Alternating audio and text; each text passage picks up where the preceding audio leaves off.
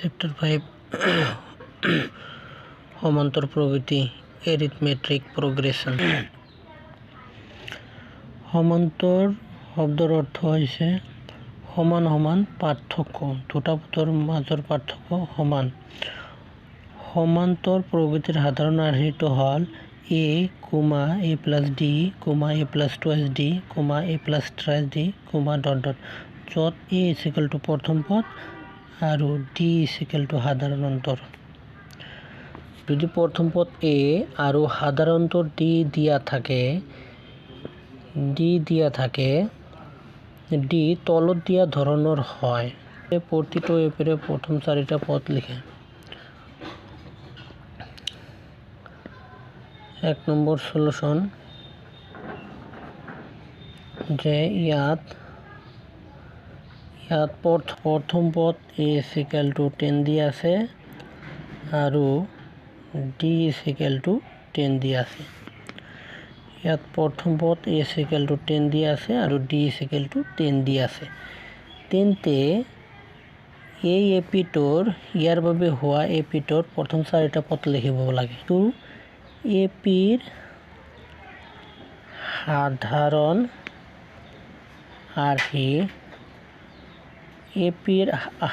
আৰ্হিটো হ'ল এপি এটাৰ সাধাৰণ আৰ্হিটো হ'ল a, a plus d, a plus twice d, a plus thrice d,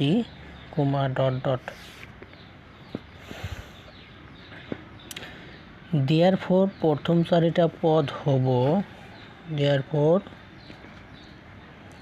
therefore অতএব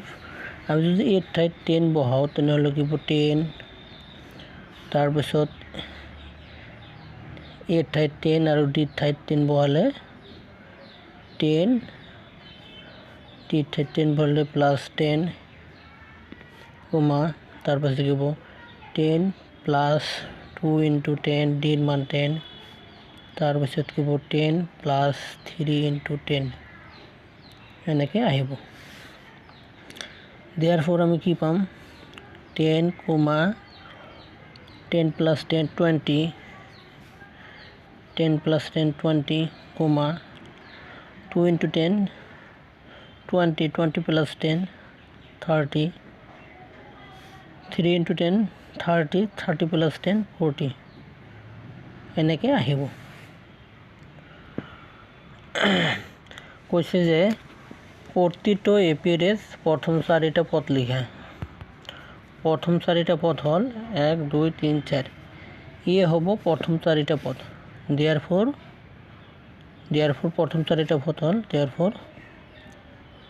নিম্ন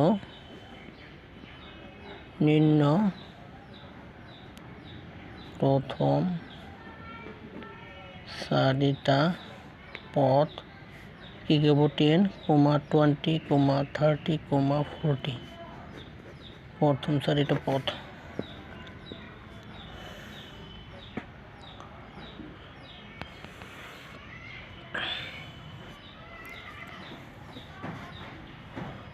নেক্সট তেনেকৈ 2 নম্বৰটা হ'ব তেনেকৈ নাম্বাৰ 2 সলিউশন 2 নম্বৰত দি আছে ইয়াত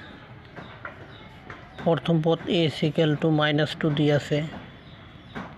প্ৰথম পদ a is equal to -2 দি আছে a is equal to -2 আৰু d is equal to 0 দি আছে তো therefore ফলাটো লিখি দিওঁ a plus d a plus twice d তাৰপিছত ক'ব a plus thrice d ... এনেকৈ আহিব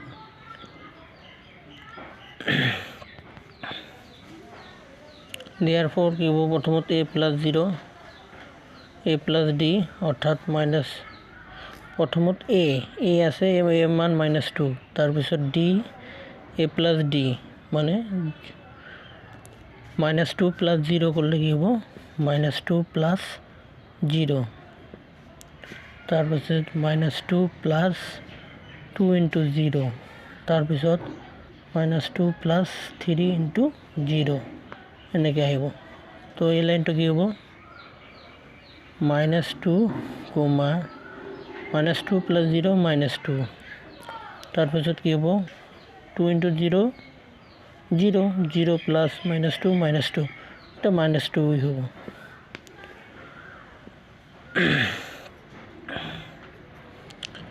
therefore প্রথম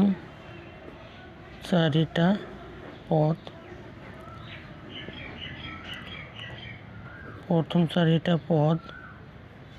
হল -2 comma -2 comma -2 comma -2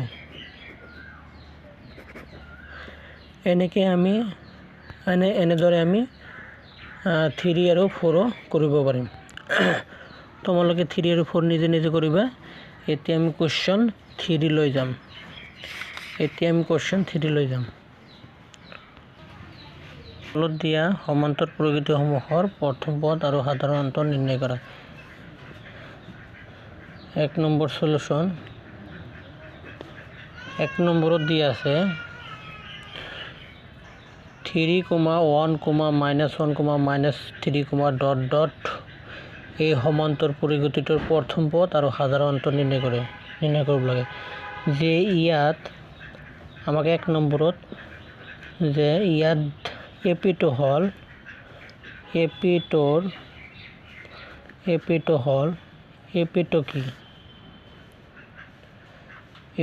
হল 3, 1, -1, -3, ...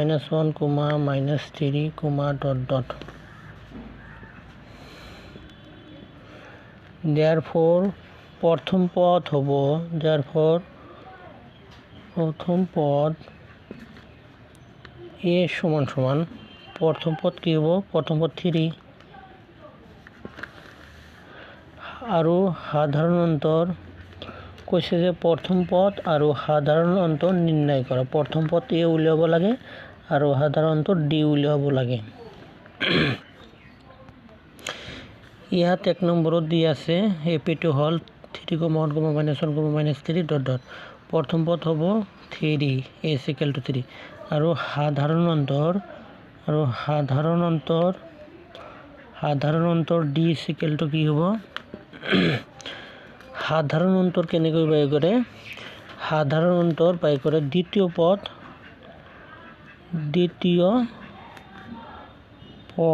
মাইনাস প্ৰথম পদ দ্বিতীয় পদৰ পৰা সমান্তৰ পৰিগতিটোৰ যিকোনো এটা পদৰ পৰা ইয়াৰ আগৰ পদটো বিয়োগ কৰিব লাগে হয় দ্বিতীয় পদ মাইনাস প্রথম পদ নহলে তৃতীয় পদ মাইনাস দ্বিতীয় পদ নহলে চতুর্থ পদ মাইনাস তৃতীয় পদ কৰিব লাগে তো ইয়াত কি হ'ব দ্বিতীয় পদ 1 আছে 1 -3 দ্বিতীয় পদ 1 আৰু প্ৰথম পদ 3 1 - 3 কিমান হ'ব 1 পৰা -3 গলে -2 প্ৰথম পদ a is equal to 3 হল সাধাৰণ অন্তৰ d is equal to -2 হল এই হল आंसर এতিয়া 2 নম্বৰটা কৰিম যে ইয়াত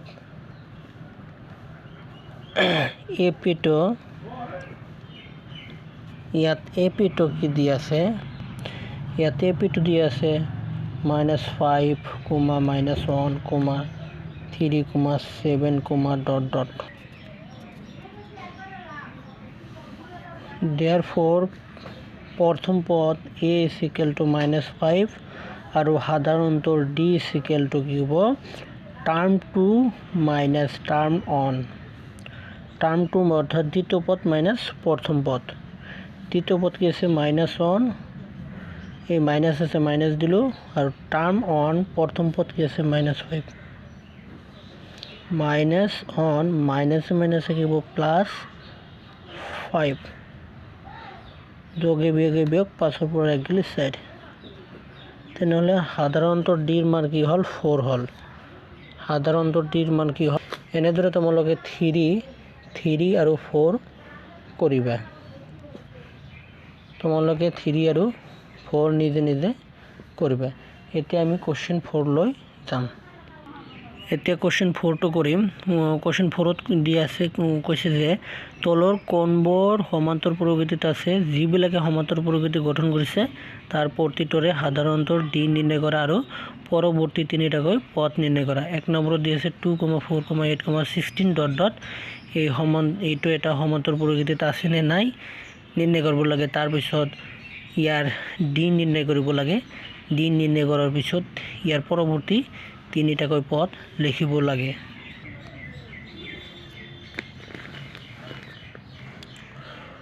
প্ৰথমত কৈছে যে কোনবোৰ সমান্তৰ প্ৰকৃতিত আছে যিবিলাকে সমান্তৰ প্ৰকৃতি গঠন কৰিছে সেইবিলাকৰ সাধাৰণতৰ d নিৰ্ণয় কৰিব লাগে আৰু পৰৱৰ্তী তিনিটা পথ নিৰ্ণয় কৰিব লাগে তো এক নম্বৰ সলিউশন আছে ইয়াত দিয়া আছে শ্ৰেণীত 2,4,8,16 ... আমাক দিয়া আছে এইটো দিয়া আছে therefore প্ৰথমত আমি সাধাৰণ অন্তৰ আমি উলিয়াম যে ইয়াত টাৰ্মটো t2 - t1 = কি হয়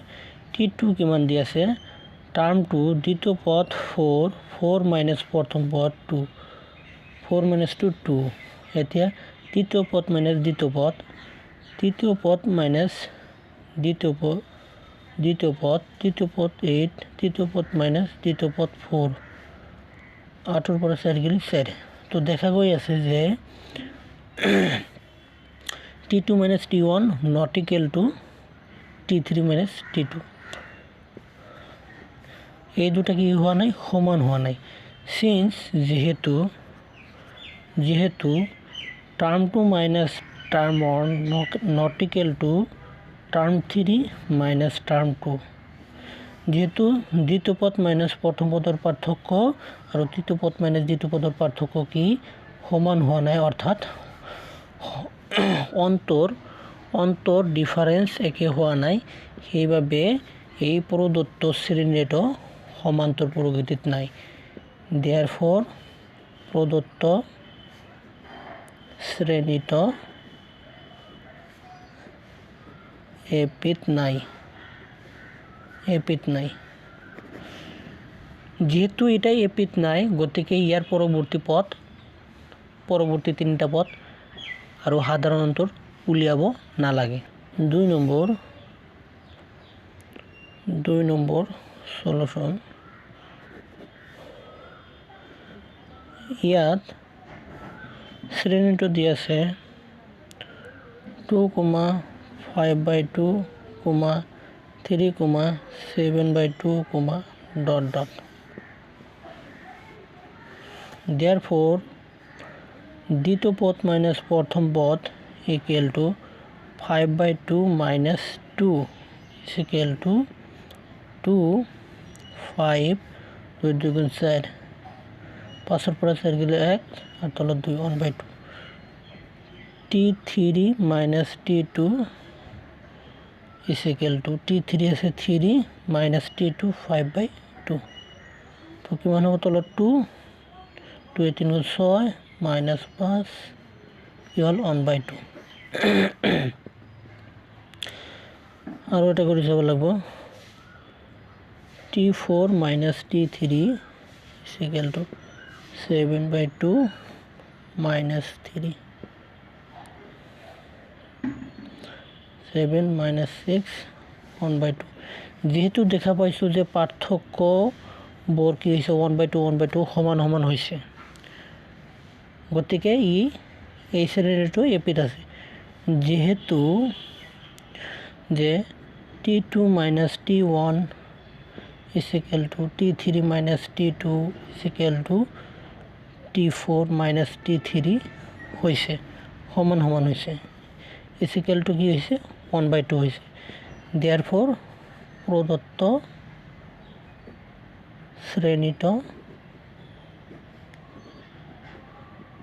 এপিত আছে যেহেতু এপিত আছে যেহেতু এ পিত আছে গতিকে ইয়াৰ পৰৱৰ্তী তিনিটা পদৰ লগতে সাধাৰণ অন্তৰ ডি নিৰ্ণয় কৰিব লাগে। সাধাৰণ অন্তৰ ডি নিৰ্ণয় কৰাৰ লগতে পৰৱৰ্তী পদ নিৰ্ণয় কৰিব লাগে। কৈছে যে সাধাৰণ অন্তৰ ডি নিৰ্ণয় কৰা। therefore ডি কি হ'ব? ইয়াত ডি হ'ব 1/2 পৰৱৰ্তী পদ তিনিটা therefore পৰৱৰ্তী পদ তিনিটা হ'ব পৰৱৰ্তী পদ ইয়াত হৈছে এটা 1 নম্বৰ পদ 2 নম্বৰ পদ 3 নম্বৰ পদ 4 নম্বৰ পদ 5 নম্বৰ পদৰ পৰা আমি পৰৱৰ্তী তিনিটা পদ লিখিব লাগিব। তো 5 নম্বৰ পদ কি হয়? 5 নম্বৰ পদৰ ফৰ্মুলা হৈছে a + 4d 6 নম্বৰ হ'ব a + 5d 7 নম্বৰ হ'ব a + 6d পৰৱৰ্তী তিনিটা পদ। এৰ মান কিমান হ'ব? এৰ মান 2 প্লাছ 4 ইনটু ডিৰ মান হৈছে 1/2 তাৰপিছত এৰ মান 2 প্লাছ 5 ইনটু ডিৰ মান 1/2 তাৰপিছত এৰ মান 2 প্লাছ 6 ইনটু 1/2 2 এৰ 2 গুণ 4 2 প্লাছ 2 4 তাৰপিছত কি হ'ব? এটা 5/2 হ'ব তলত 4 আহিব তলত 2 থাকিব লসাগু তলত 2 থাকিব লসাগু তলত 2 থাকিব 2 এর 2 গুণ 4 4 আর 5 যোগ করলে 9 তাৰপিছত এটা 2 এর 3 গুণ 6 2 আর 3 যোগ করলে 5 তেনেহলে কি হল পরবর্তী পদ তিনিটা কি হল 4,9/2, 5 4,9/2, 5 4,9/2, 5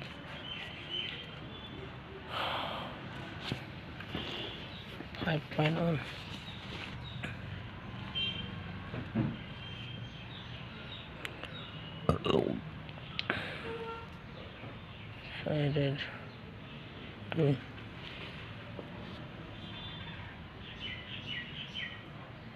4,9/2,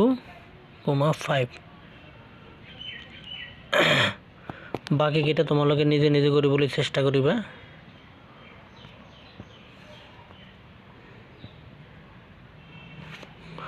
আমি এতিয়া প্ৰথমৰ পৰা ৰিপিট কৰিছো কৰিম